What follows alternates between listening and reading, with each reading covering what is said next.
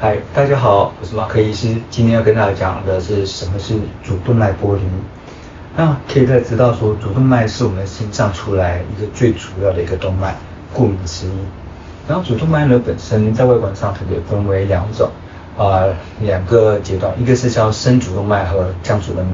那升主动脉和降主动脉它分别供应的血管供应的地方不一样。升主动脉主要是提供到我们脑，甚至我们的心脏，所以是属于比较重要的器官。而降主动脉呢，提供到我们的上肢，甚至到我们内脏、肾脏，还有我们的肠子到下肢。所以知道它分布的地方不一样，所以发生病变的时候，它所带来的疾病也不一样。所以主动脉剥离呢，它的症状可以是如果是影响到脑的话，可以是眼睛失明、中风，甚至到心脏病。降主动脉呢，也可能是上肢或下肢的瘫痪，甚至到我们内脏的坏死，就是我们肾衰竭。一个动脉里面，它的结构到底是有哪一些？包括了内层、中层和外层。那内层、中层、外层形成的一个动脉呢，是保护着我们的血液可以平顺的送到我们身体的其他地方。但如果我们长期高压的冲击之下，所以呢，我们内层就会开始剥落到某一定程度的时候，会形成破洞，在更久的时候会形成一个管腔，所以就会变成一个剥离。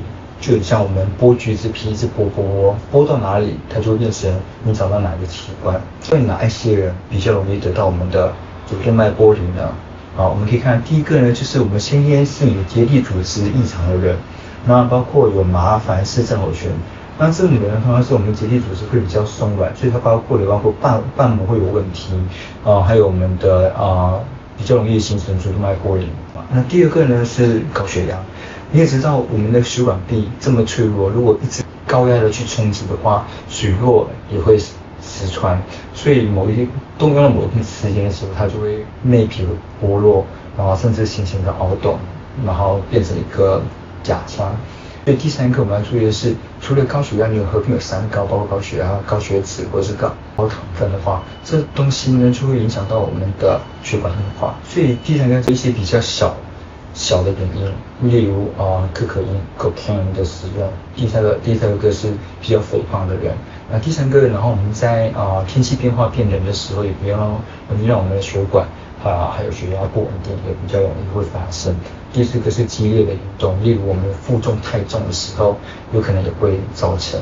第五个还有可能是我们的激烈的药化，尤其在我们在车祸的时候，如果没有绑安全带的时候，也是因为它的症状这么多变，所以我很难才会发现，而且发现，因为它又在主要器官，所以它死亡率都非常的高，大概每1个小时增加1%，所以只要是你一开始发生的话，大概1天之内死亡率都是25%到50%，所以你要怎么样去预防呢？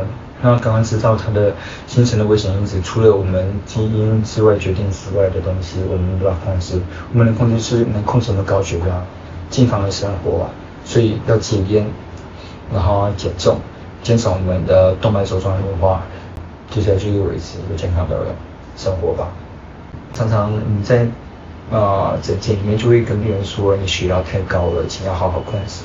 可病人会说，我没头晕啊，我没有心脏不舒服啊。他不知道说，就是为了要防止不可逆的东西。所以如果你有高血压，或是你不知道有没有，请定期的去量血压，好好把血压控制在一定范围以内。因为如果过高的血压，就是会造成主动脉剥离。